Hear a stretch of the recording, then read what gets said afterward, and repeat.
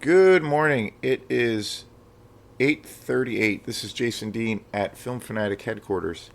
Hope everyone's doing good.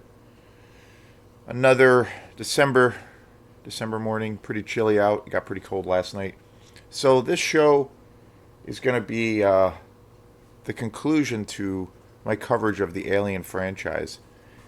It's been a blast. I've been watching both movies, the first two, Alien and Aliens. I've watched them. I've done it before, actually, quite a few times, so it's nothing new, and it's not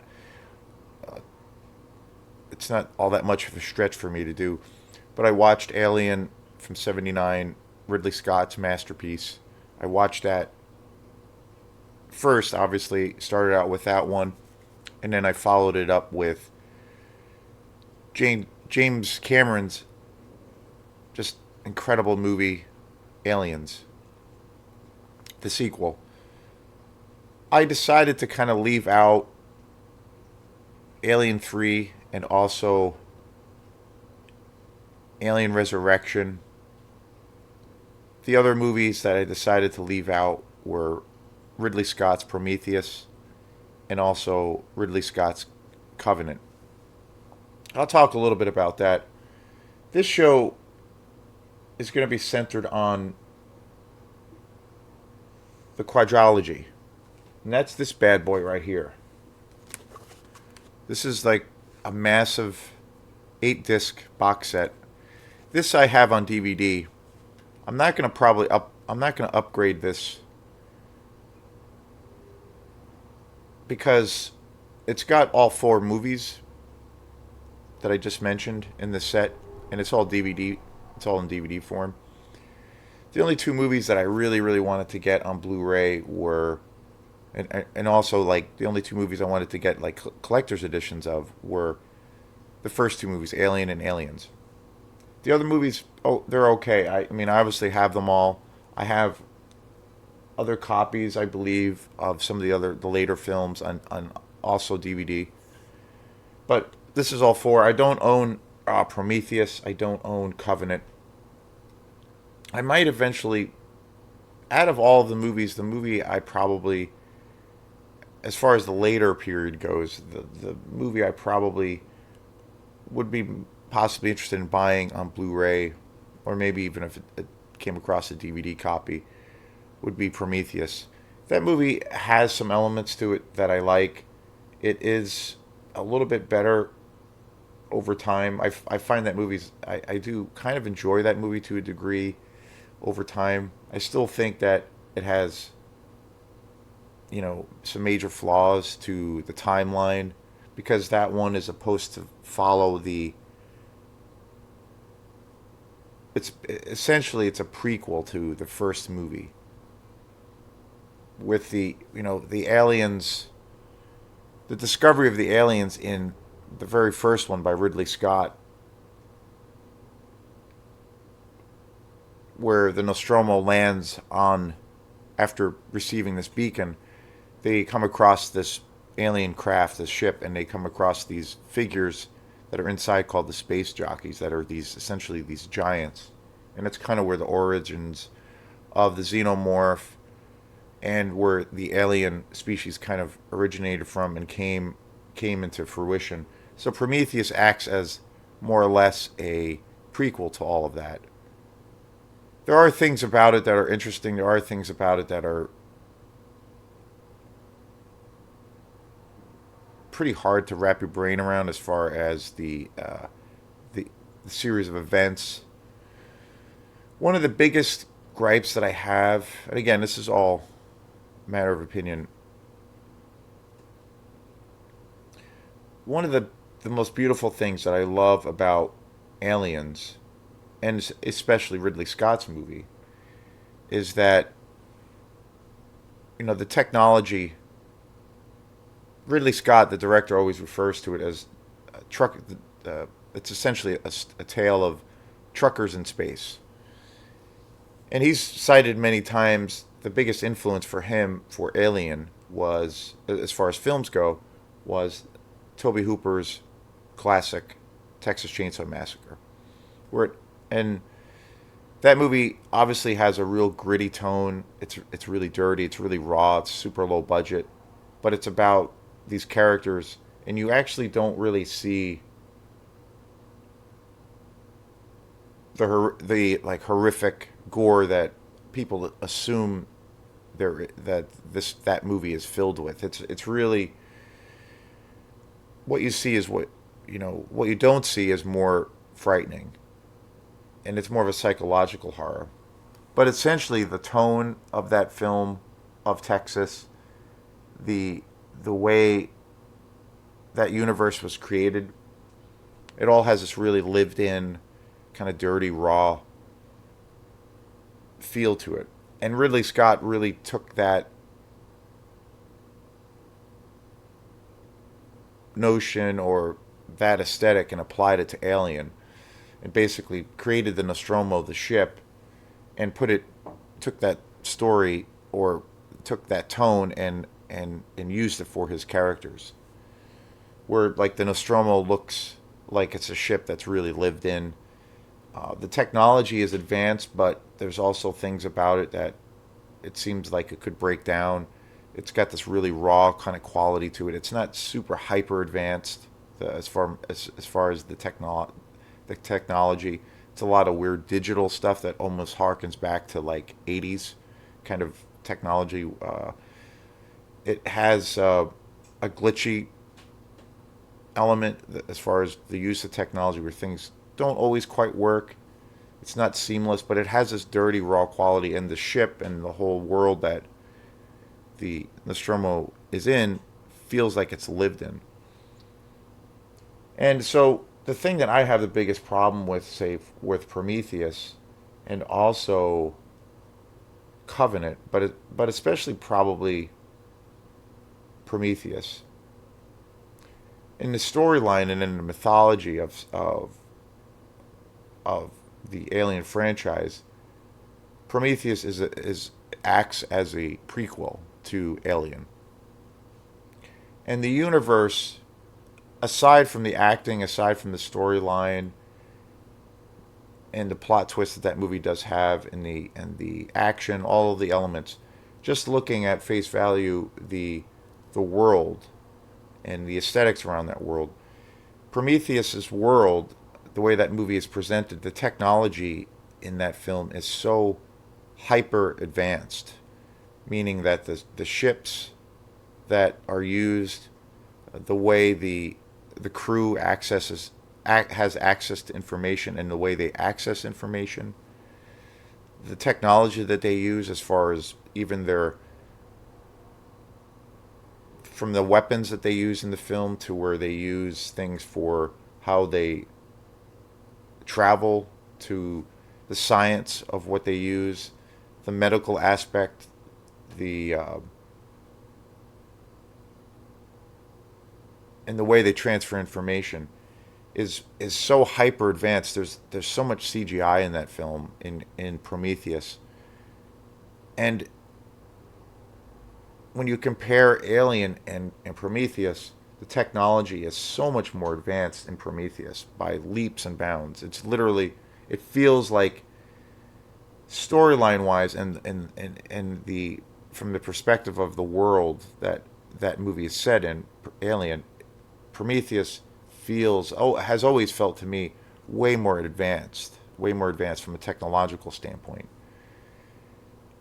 So just that alone for me doesn't ring out to where it's a cohesive movie, because it doesn't make sense in the storyline why the prequel, from a technological standpoint in the world that these characters are in, would be way more advanced. But when you get to the Alien movie that was directed by Ridley Scott, which technically was the first movie, why things would be kind of broken down and and not and certain things just don't quite work as well. It's not quite as advanced. They have very limited, even though it is advanced, they have very limited capability on certain fronts.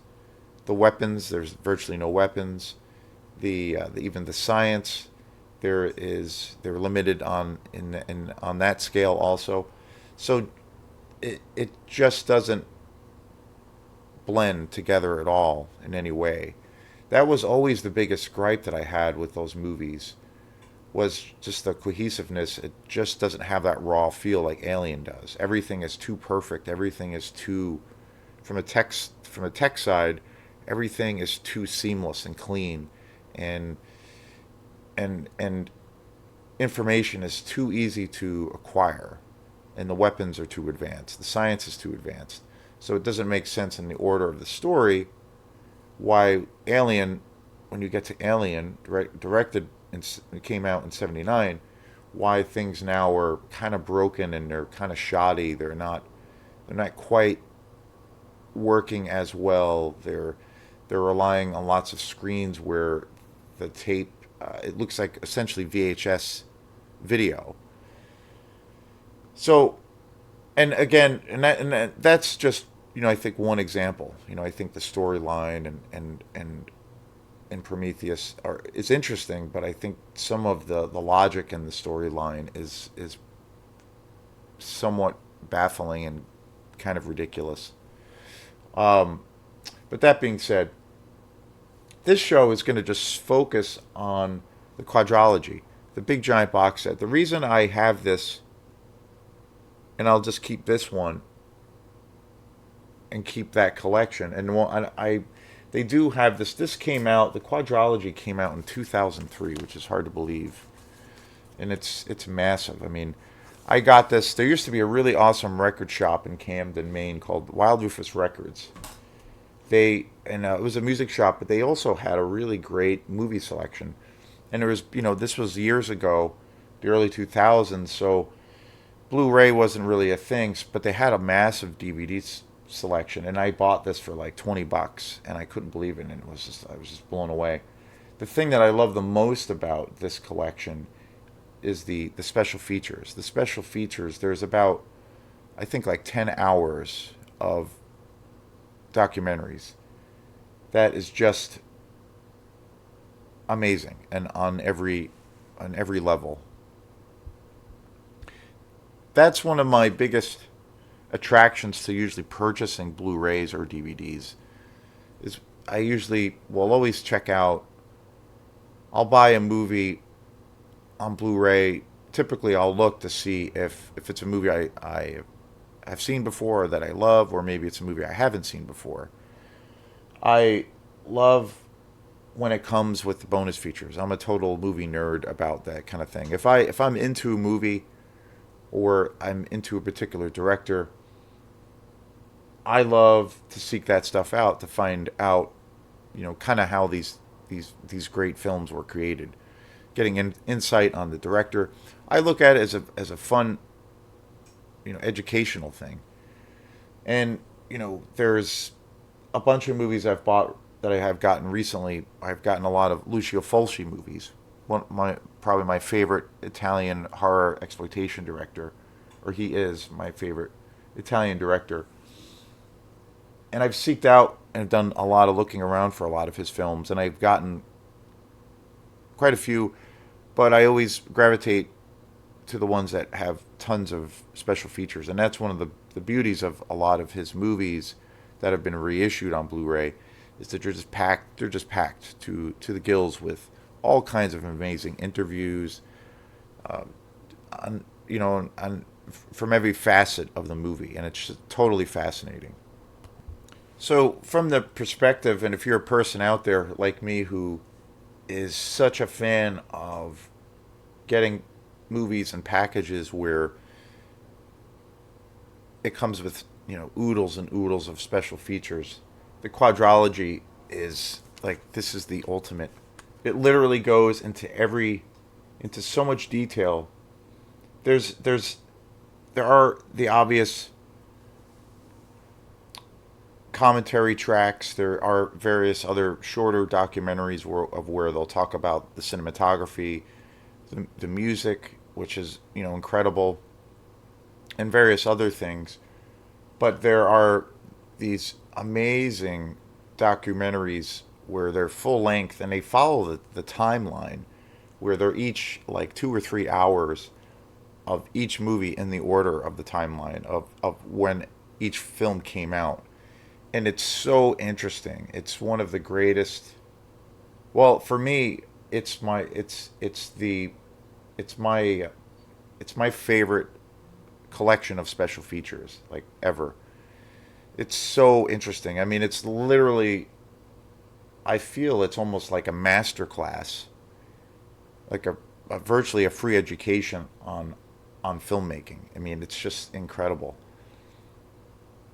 There is a movie that came out a few years ago called I think it's called The Hollow Man. I could be wrong.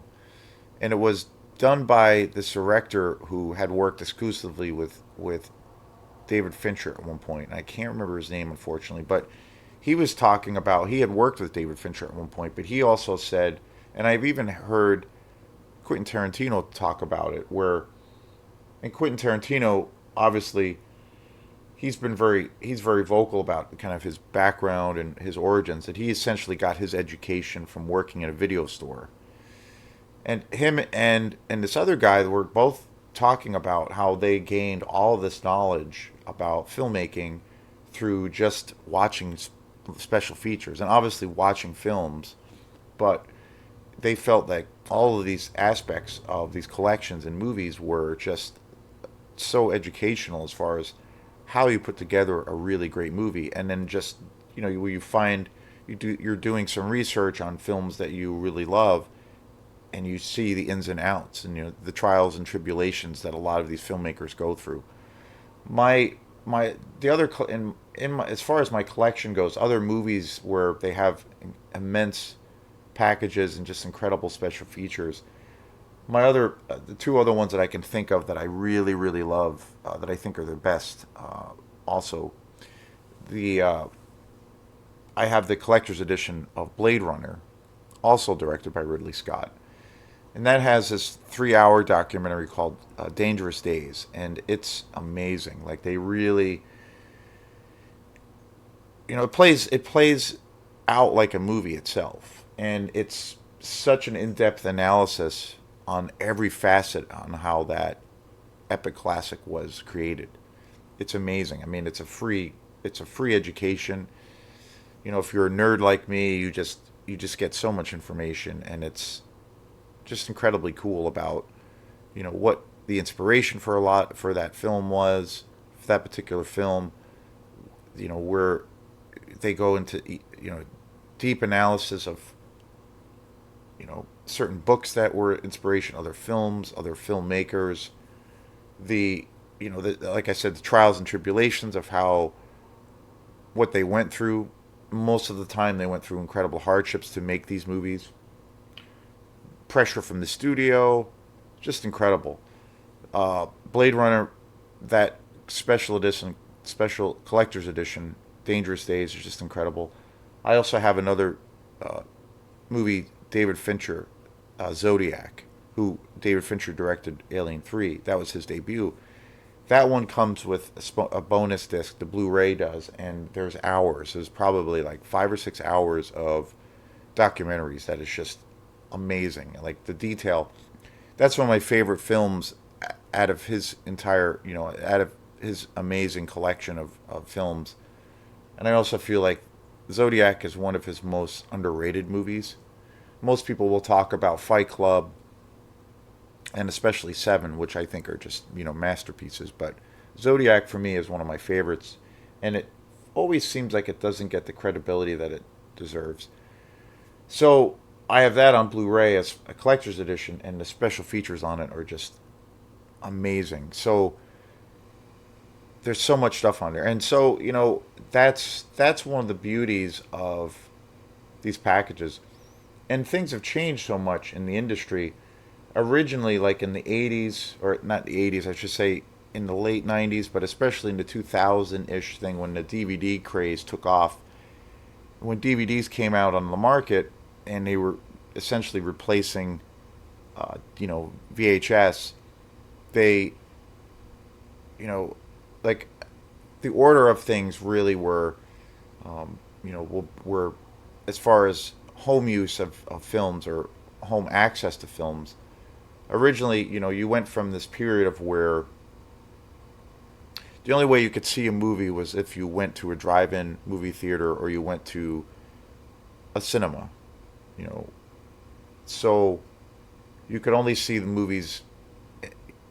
You know, once you saw them, you couldn't see them again. You'd have to pay a ticket, and that was your only experience with that film. And then years after that, Beta came out, and Beta was a really short-lived movie watching experience. Beta were basically they. I kind of look at the Beta tapes, or that period was. They basically are like the eight tracks. They're like the eight tracks of the movie viewing world. Like they're meaning that they're like these big giant cassettes. They're real clumsy. The tapes would they're like these little square shapes. The tapes act like cassette players, and they basically a lot of the times one of the problems with Beta was the tape would come out and the Beta machine would eat the tape. That was always a thing. And I remember when I was a kid, my first exposure to movies or home views, we actually had movies. My dad, when I was born, Beta had pretty much, a couple of years after I was born, Beta had pretty much gone under. It came on the market for a little while. It was fairly popular, but then people just stopped buying them because of the quality of a lot of Beta machines and tapes getting eaten, and it never really it never exploded. It did have a time where it was very popular, but it didn't last very long. But I remember growing up, it was right when Beta had was on its way out, and I remember my dad knew a guy who, because I grew up in New York, and there was a guy that my dad was friends with who lived in this other town that was called Nanuet, New York, which was a town that was about 15 minutes or so from where I grew up. And this guy that was kind of friends with my dad had a video store, but it was all Beta. It was just Beta. So he was friends with him, and my dad had a Beta player, and both my parents liked movies or loved movies. So my dad, this guy gave my dad basically his entire collection, and I think he might have paid for some of them, but basically he just like gave him boxes and boxes and boxes. And where I lived, we had a like a two-story house where I grew up in New York, and in my basement, my dad for a long time was a professional photographer. He had a studio at one point before I was born. He had his own office space, and he had a studio also in Nanuet, New York. And then when my parents married, and I was born, we lived in this house, and then he moved his studio into the basement of our house. And it was actually called Jason's Photography, which is pretty funny. But my dad was a professional photographer, and he when he started his career, he was doing portraits, and he did various different kinds of shoots. He worked with a few different models for various projects for like a short time, and then he moved into where he became he did weddings, and he was like he became a commercial photographer. So he did all of these gigs where he was a wedding photographer. So he used to go and travel into New York City. New York City was about 40 minutes from my house. We lived more in the suburbs. So he would go into New York City a lot, and he would also go into to Long Island, which was about 45 minutes away from where I grew up. He would go into both of those areas a lot to do a lot of weddings. So he had moved, and during this time, and I remember all of this stuff like it was yesterday, he had his studio in the basement, and he had He had all these nice cameras. He had a nice studio. People would come over and get their pictures done in the basement a lot of the times. He would have different clients that would come in that were interested in hiring him for a wedding or various other things. And he eventually got really burnt out of the business, and and then he retired. But during that time in my in our basement, or his in his area downstairs where he had a studio, he had these two gigantic like walk-in closets, and they were like storage spaces for a lot of his cameras and a lot of his equipment that he was using. And after he kind of got out of that business, it became like a storage area. So when he acquired all of these movies, all of these beta tapes, he would store all of these beta tapes and there were these giant boxes, and he would stick them in these big walk-in closets. So I remember as a kid, like walking in and just seeing like these massive boxes filled with VHS tapes, and my dad had a VHS player, and by that point, beta had pretty much ended. There weren't any more beta tapes being made. All the stores, went pretty much bankrupt. But I remember as a kid, like watching, I remember one of the first movies I watched on beta was like, Die Hard, and then like watching really some real old school Sylvester Stallone movies like Cobra, or like some Schwarzenegger movies like Commando, and seeing them for the first time as a kid on beta. And you take the tape and you'd slip it in, and the thing would go down, and it would make this like clicking sound. And then he also used, he started, it was also the time too, you could take the beta tape and you could put tape on it, and then you could record movies off of cable. My folks had HBO, they had cable. So my parents got in the habit of taking a lot of these tapes and recording television shows. Wicked old school.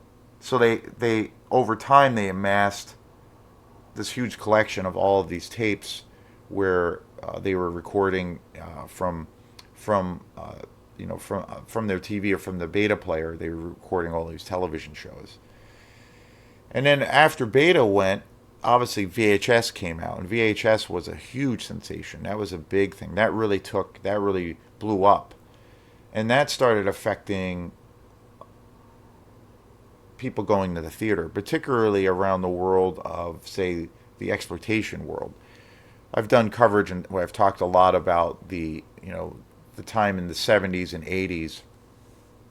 I look at as that this golden period, or this golden decade, where the grindhouse cinema was a thing, and people, you would typically buy and drive-in movie theaters, where you'd pay like, $5 or whatever, and you'd go in and you would sit through like 2 or 3 movies, and there'd be a series of various exploitation movies or grindhouse movies or these super low budget horror movies. Also like lots of European films. There'd be Hong Kong action martial arts movies, all those kinds of things, and they'd all be put together on the same bill, and you would typically buy a ticket and then have that experience, the grindhouse experience. 42nd Street was like the mecca for those things, where these old theaters that were around for years and years, that were at one point before the Great Depression were these big lavish theaters.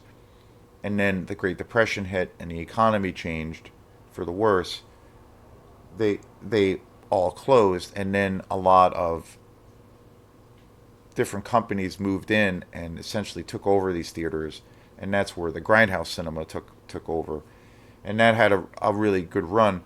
But when VHS came out, that really affected that market, and suddenly people were not really going out to the theater as much, to go to a drive-in or to go to these grindhouse things. And suddenly people now had the access to see a movie that they might have seen, or that they had just seen in the theater, or that they saw years ago. Now you had the option to go to a video store and actually buy a copy of that movie, or you could start renting a movie. And when I was a kid, I grew up in the time of VHS, and I remember we would go as a family every week. We would go to the local video store, and rent a bunch of tapes for the weekend, and that was an amazing time. And then and VHS was around for quite a few years, and then fast forward, maybe 10 years or so, the next thing that hit was Laserdisc. Laserdisc was a big craze for a very short amount of time. Similar, I think, similar to the period of Beta, where it was this really new hyped thing that was hyped up by the market, that it was going to be this new, incredible way to see films.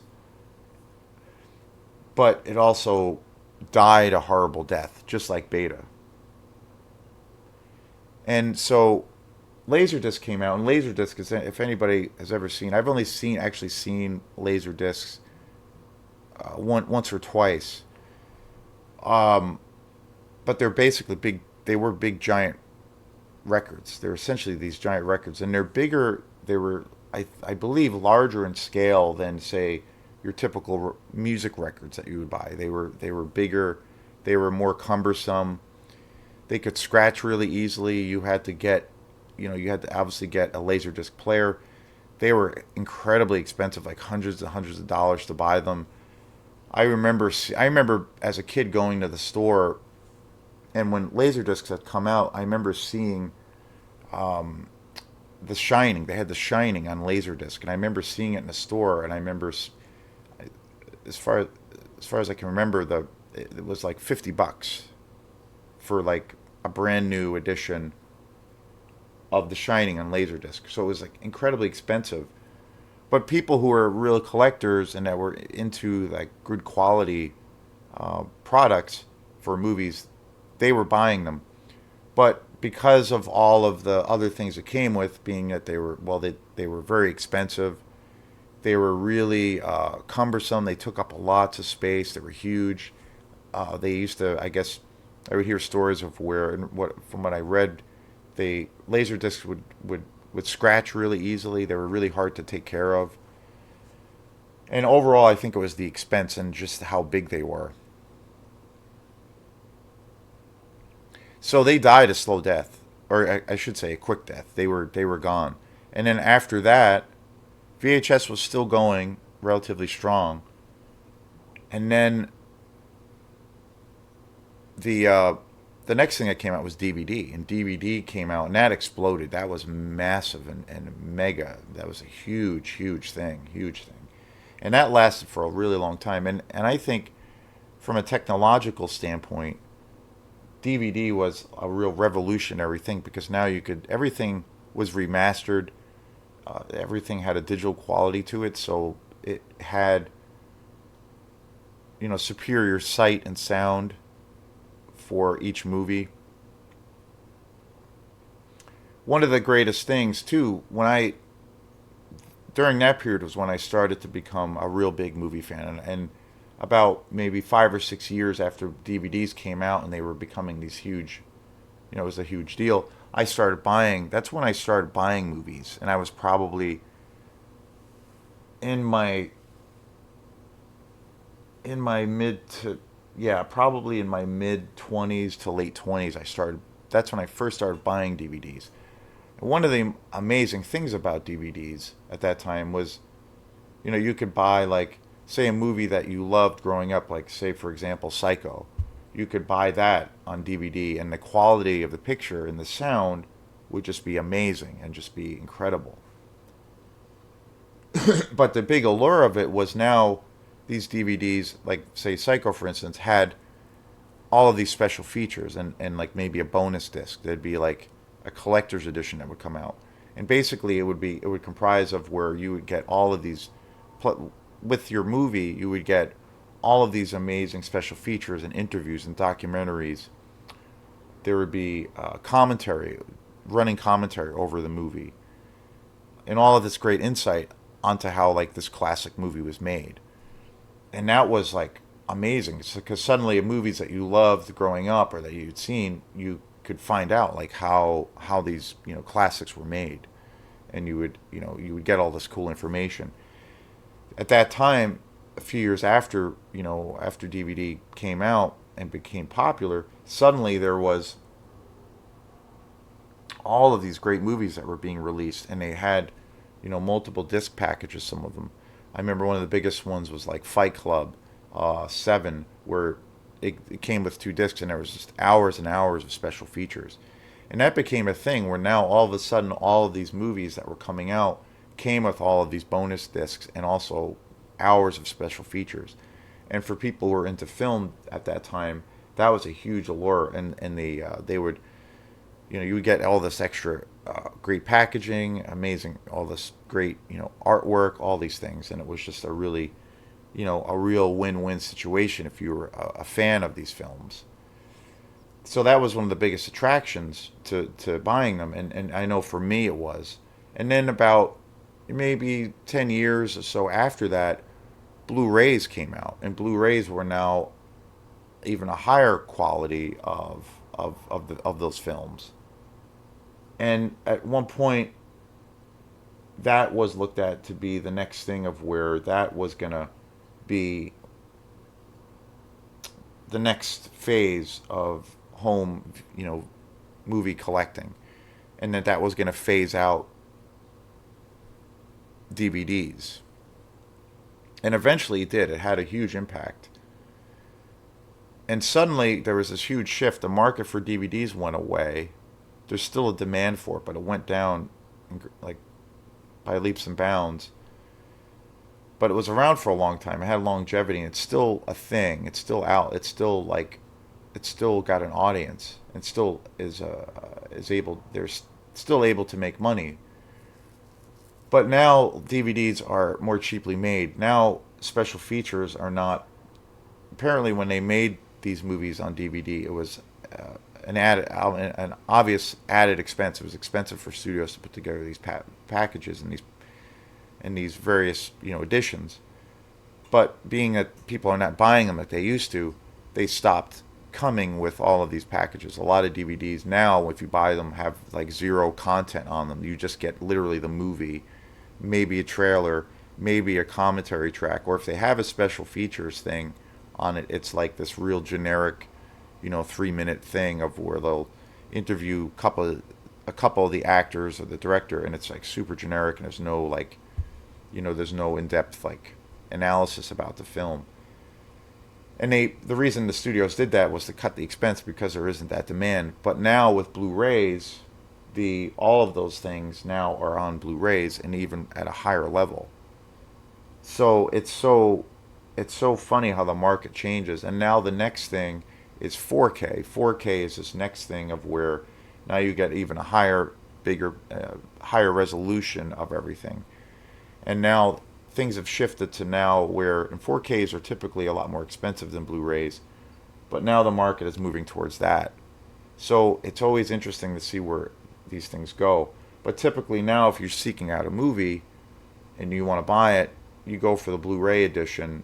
If you want like high quality, but the amazing allure of those is the special features. At least it is for me.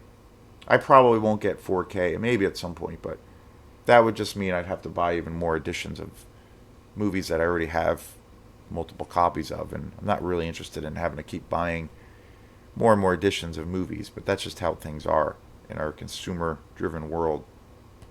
But again, this collection is just, as far as the special features aspect, is just mind-boggling. It's so incredible. I'm going to have to watch this again now that I'm talking about it.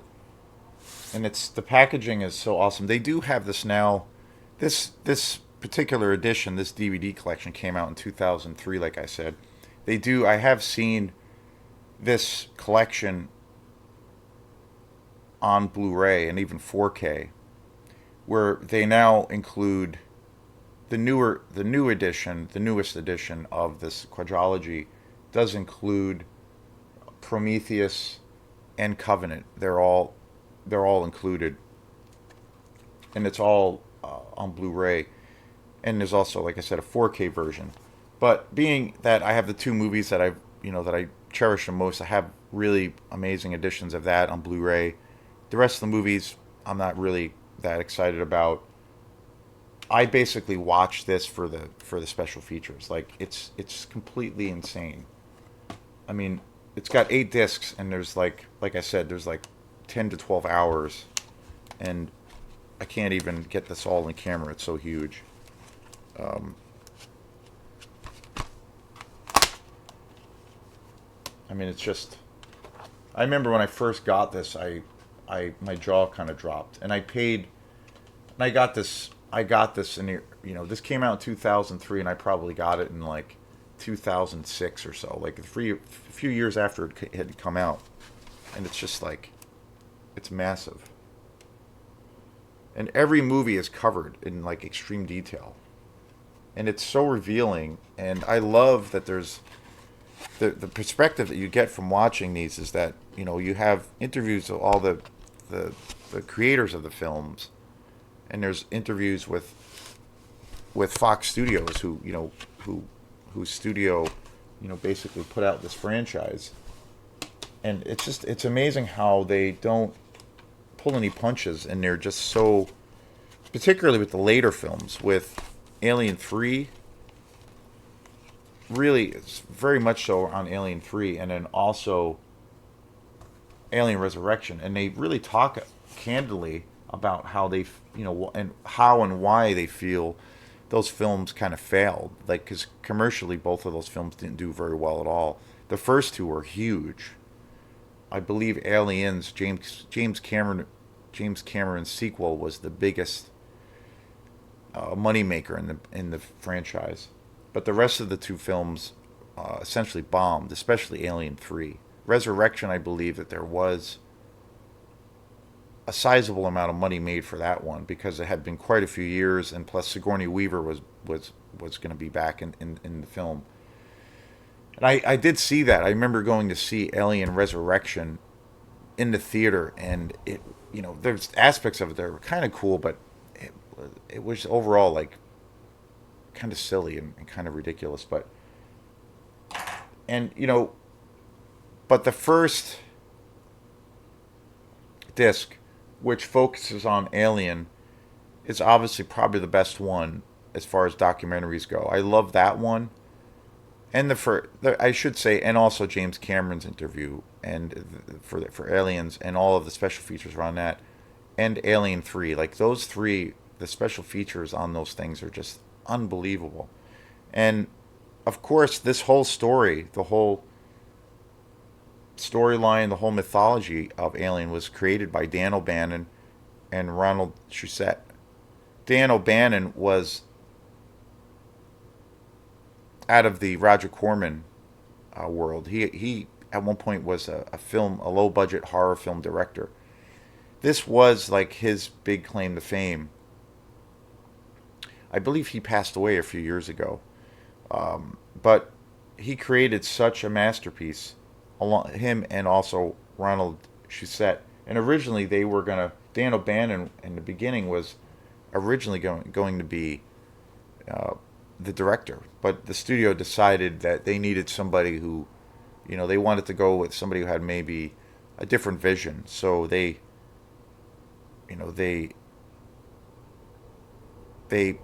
obviously niched that idea. But all of the directors involved in this whole franchise, obviously Ridley Scott, David Fincher, it was his first film ever with Alien 3. James Cameron, obviously. Jean-Pierre Jeunet, who he's a French director. He's probably most well known for a French film called Amélie. This was one of his first films too. So many. He went on after this. He directed Alien Resurrection, and after this film, his career kind of really took off. Pretty famous French director. But again, the thing that's probably the most interesting is the coverage of Alien 3, especially with. And now again, that was the first film, the debut, the directorial debut of David Fincher, who of course made Seven and Fight Club and Zodiac, so many great films. One of my favorite directors, And if you're a fan of David Fincher, I would definitely say check out Alien 3 because the movie is really, there were so many problems. Like David Fincher didn't really have artistic control over the film. He didn't have final cut, and there were all of these changes made to the film. So you really see that. Like it's you see all of these flaws, and I think it's really due to the cut and the narrative of the story. The premise is interesting, but he didn't have any creative control, so there were lots of people in the studio at Fox Studios that were breathing down his throat and second guessing and questioning everything he was doing. So he was out, he was overruled many times, and you see that in the film. But if you're a fan of David Fincher, I do recommend checking it out because you can definitely see, like visually, you can see his style, and there's aspects of that film that are very cool, like from a visual standpoint of where, you can see that whole kind of thing taking place. The other thing that's really amazing about that film, it's my favorite film score out of the entire franchise. It was created by Elliot Goldenthal. Just the greatest, I think the greatest like movie soundtrack ever, pretty much. As far as like an orchestral, from an orchestral kind of perspective.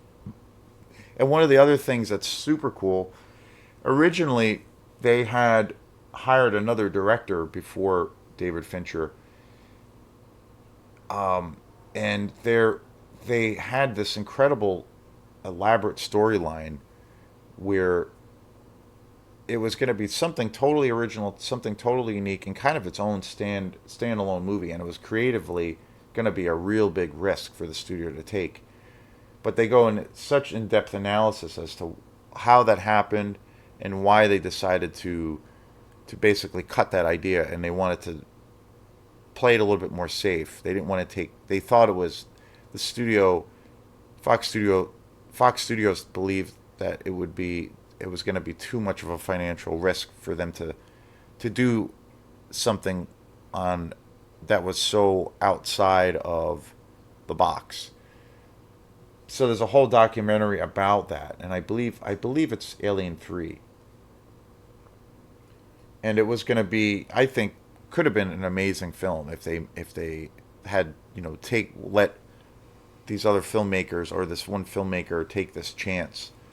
And it was eventually cut, and he lost his job. But and then I believe that's when David Fincher came in. But just amazing, how the executives, they have interviews with like the executives at Fox, and they basically say how they drove, this franchise into the ground, and it's really interesting. And then they really go into depth on how, Ridley Scott and also James Cameron fought with the studios the entire way, the entire time. They were under so much pressure. They were literally under the gun about, they were newer directors, especially Ridley Scott. They didn't have the experience that other directors had, and they were, a lot was riding on this whole thing, and they were putting a lot of money into this project, and there was so many conflicts. And Ridley Scott and James Cameron were notorious for being, well, I think maverick filmmakers, but they're very intense. Their personalities are very, very intense, and especially on set, they don't really take anything for less that's not their vision. So there's all these great stories about how there was all these, massive conflicts on the sets of these movies, and how and you come away from it, at least I do, like, wow, how did this movie ever get made? Like, they just went through so much hardship, and there was so much pressure, feeling like these guys, Ridley Scott and James Cameron could be fired at any given moment. I mean, it's just amazing. So this whole show is the culmination of everything Alien. First two movies are just incredible. I love them to death. Alien is probably my favorite sci-fi horror movie of all time. Aliens, directed by James Cameron, I believe is like the greatest sequel ever created. Not just for horror or sci-fi movies, but in general. There's a lot of great sequels, but I feel like it's the greatest example of a really great succession of a story. and the best example of a sequel that is just as powerful as the original.